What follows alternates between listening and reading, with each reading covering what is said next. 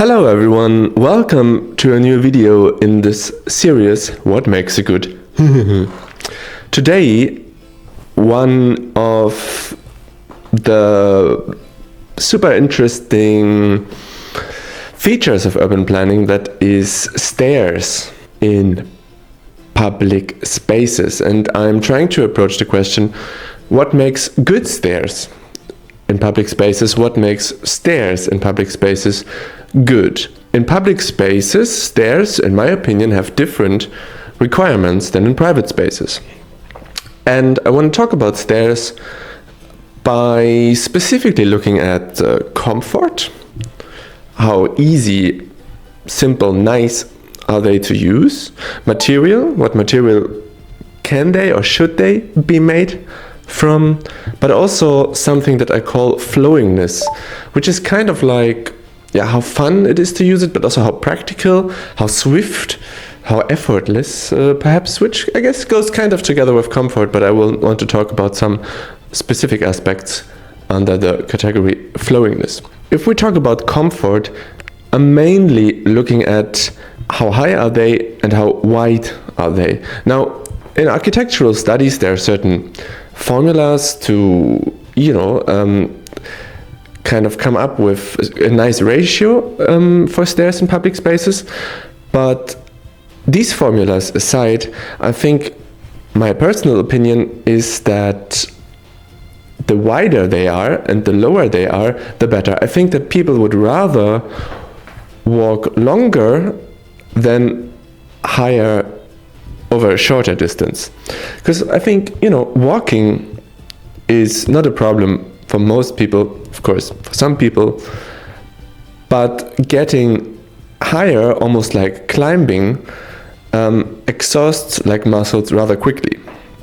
And on this first example here, which kind of looks like perhaps an entrance to a metro station or to some underpass, the stairs seem very functional, very clean. You have walls on both sides, which kind of makes it, look a bit more gloomy or functional, because there's no escape. You can either be down or up, and you have to, when you take the stairs, you kind of nestled in between walls. But more importantly, the stairs are very, very basic. They are almost as wide as they are high, and there's loads of them. And you're going to save space by making them higher, of course, but they're not going to be so nice to use. And of course, I am pretending here that we have unlimited space and that stairs were always taken into consideration when planning a city. So I'm trying to give an idea of what great stairs would look like. And then we can see where we can make compromises. Yeah, so this is functional. One important thing that I don't really talk about today, but is that these stairs have a sort of non-slip strip in the front. So if it was wet, there's some kind of material, almost like a sandpaper, that would kind of prevent you from slipping, which is very essential. Many stairs don't have that. And personally, I find it makes a huge difference once it's rainy or wet. Now, the second example here is much more like what I consider fantastic. You see that the staircase, in this case it goes around, but sometimes it also goes just in one direction. But here the stairs are very, very wide, almost triple as wide as they are high. And I tell you, using them is rather effortless. You also don't feel like you will fall down if you misstep. Sometimes long staircase, high, thin stairs on the staircase, you kind of have to concentrate, right? Here, not so much. You can almost walk casually as you walk on a straight, can walk up in the same rhythm, in the same manner. And I think that's very, very great. And it surprises me sometimes that all the buildings actually have such nice stairs, Well, we can assume that a couple of 100 years ago, maybe legs of people were shorter.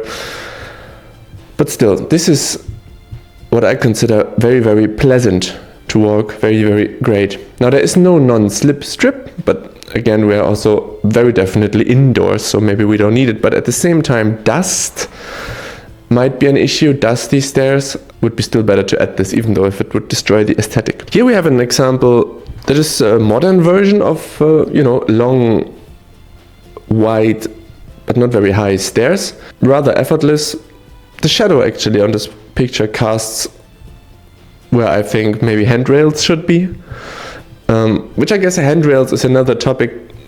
I don't want to go too much in depth, but I assume, despite not always liking the aesthetic of handrails, eventually they help a lot of people to get up and down and are safer. But yeah, this is a nice modern example, and you can actually see, if you look closely enough, that somehow it is built out of some stone elements, and there's one stone element that kind of hits every set of stairs on the head. Can I say it like this? Maybe it confuses you, but it consists of different stone, and so that basically there's still some kind of non-slip gap or strip that comes automatically because the way it is constructed. So you have the step where you step on, and this is how another stone hits it. So there might be a little gap which is still might slow you down if you slipped, you know? So that's kind of smart. Now, in this more natural version is, of course, what can I say, 10 out of 10. It's almost like there is no staircase, you know? Obviously, it's very, very long, and you're going on the side of a mountain. But, I don't know, the way it is designed might be just very easy to walk, if not complicated by the way it kind of falls to the left, or the unevenness of it. But I think in natural environments, that's kind of what you want, perhaps, because it kind of makes you feel more in tune with nature.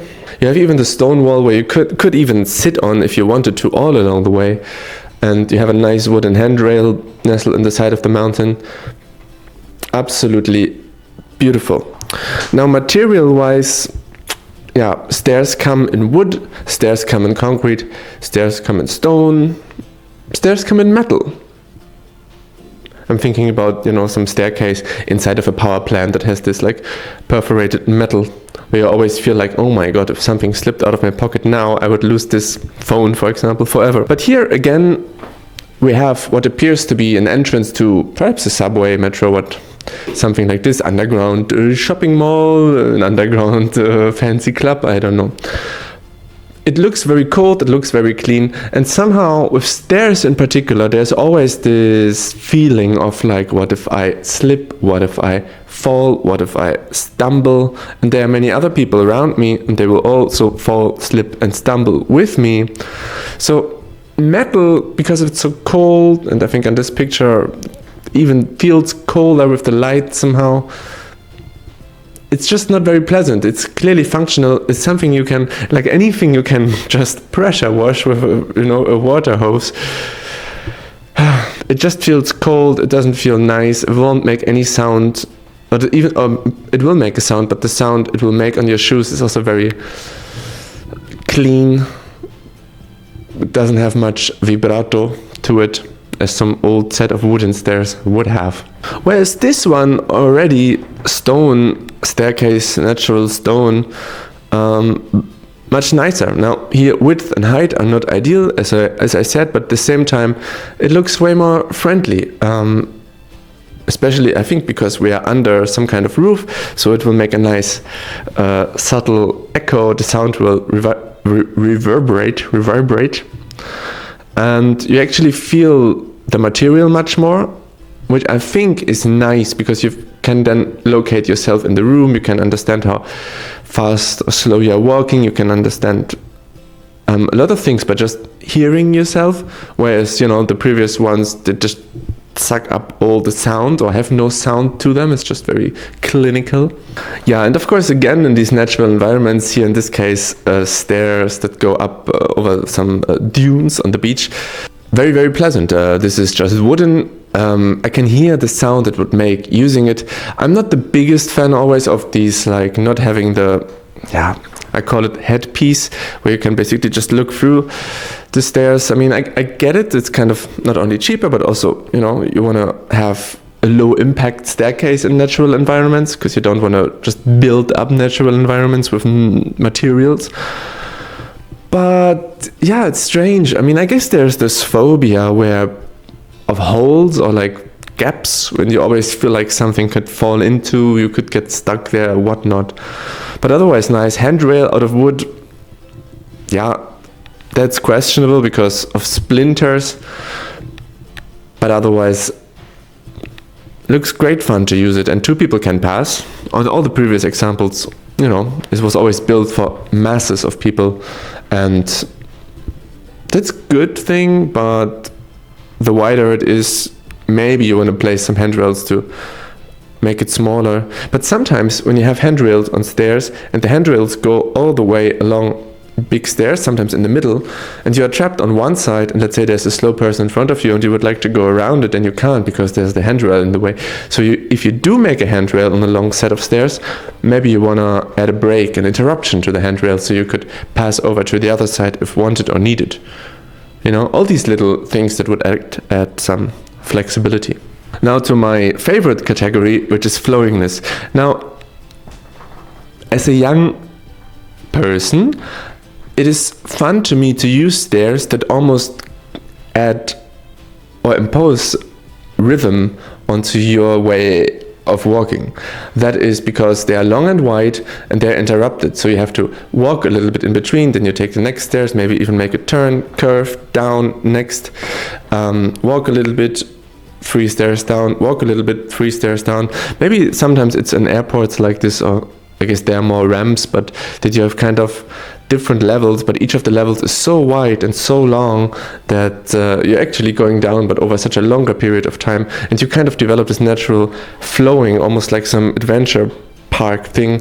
And I really like that, and I don't understand why stairs should be mainly functional.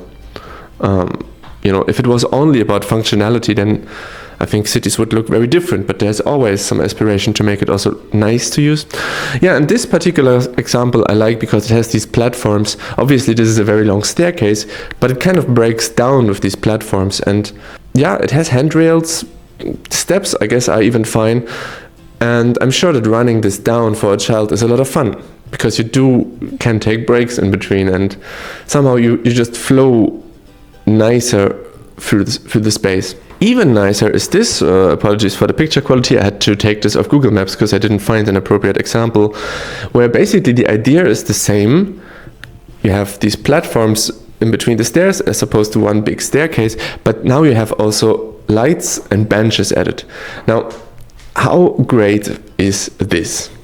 That you can sit by these middle sections of stairs, I think is very, very nice, because now you can decide, well, I don't have to sit on the ground or on top of the hill, I can actually sit in between if I need to take a break, or just because I find it very cozy, and suddenly these like pocket seats emerge there on the side, kind of nestled into this hill under the tree there. And I think it's very, very nice, and it's very, very smart to think of these things. The only thing that would make this better, well, actually, let's sum this up all together. Stairs should be very wide and not very high, because people, I think, are more willing to walk than to climb. That requires a lot of space, but okay, let's pretend we have it.